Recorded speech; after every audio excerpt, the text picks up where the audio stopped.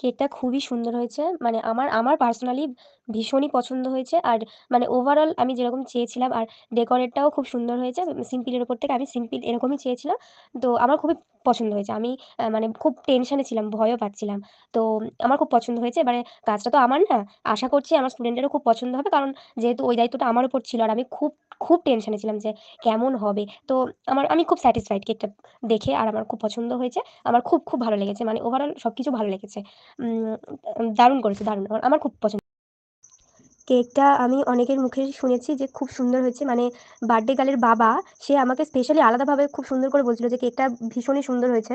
আর মানে খুব খুব পছন্দ হয়েছে তাদের, মানে ডেকোরেট থেকে শুরু করে, টেস্টের দিক থেকে শুরু করে ওভারঅল আমার সবারই প্রচণ্ড ভালো লেগেছে। আর আমি নিজে খেয়েছি, নিজে দেখেছি, আমার এক্সপেকটেশনেরও বাইরে ছিল। আমি মানে প্রচণ্ড টেনশনে ছিলাম, ভয় ছিলাম, কারণ অতজনের কেকের আর কি কন্ট্যাক্ট দিয়েছিল। আমি ভীষণ ভয় পেয়ে গেছিলাম, সেহেতু আমি প্রচণ্ড ভয় পেয়েছিলাম যে কেকের কী হবে না হবে, আর কখনো এরকম অর্ডার আমি নিইও নি। তো সেই হিসাবে ভীষণ টেনশনে ছিলাম। কিন্তু আমার এক্সপেকটেশনের বাইরে, এবং আমার ডেকোরেশন আমি যেভাবে ভেবেছিলাম তার থেকেও সুন্দর হয়েছে। Overall very nice, very nice. আমার খুব পছন্দ হয়েছে। কেকটা টেস্টফুলিও ছিল, ভীষণ ভীষণ ভালো হয়েছে।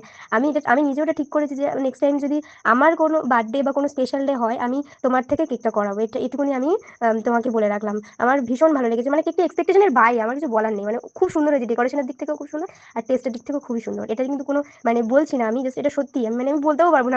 আমি ভাবিনি অত সুন্দর হবে, কারণ আমি দেখেছি পুতুল কেক, কিন্তু অত সুন্দর আমি মানে বুঝতে পারিনি যে কেকটা ভালো হবে। আর কেকটা খুব ঠিকঠাকও ছিল। ওভারঅল আমি স্যাটিসফাইড, খুব ভালো হয়েছে।